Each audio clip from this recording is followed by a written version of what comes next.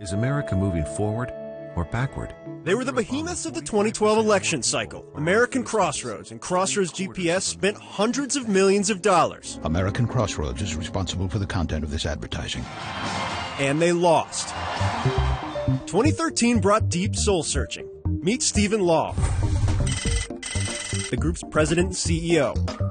Law spent the year listening to donors who watched the group come up empty. They'd like to feel like they're investing in something that's going to actually have a material impact on the direction of the country, that there's a possibility to win elections. Funding was slow at first, but a favorable electoral map and a refined donor pitch has started to take hold.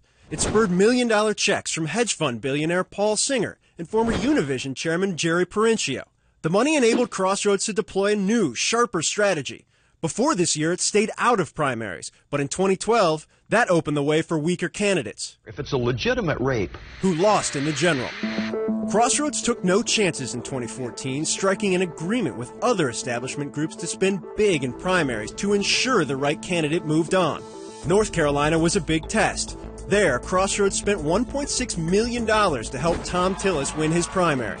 There was joint polling, joint communication, so it was a level of coordination that we hope to continue into the fall.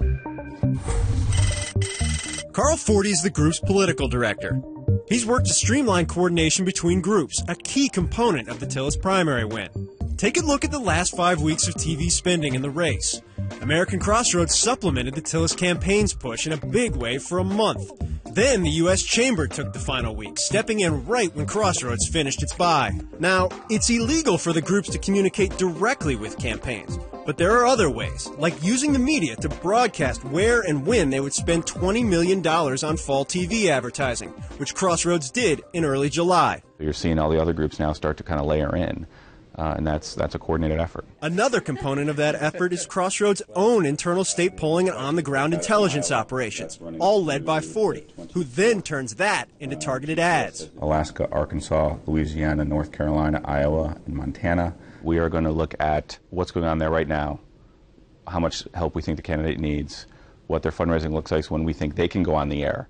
Thank you very much. With primary season coming to an end, the real test looms in the general election, and Law knows his donors are looking for returns. Our donors expect us to be like a private equity fund that invests in politics. We make good decisions based on a careful look at the data and a lot of ground research.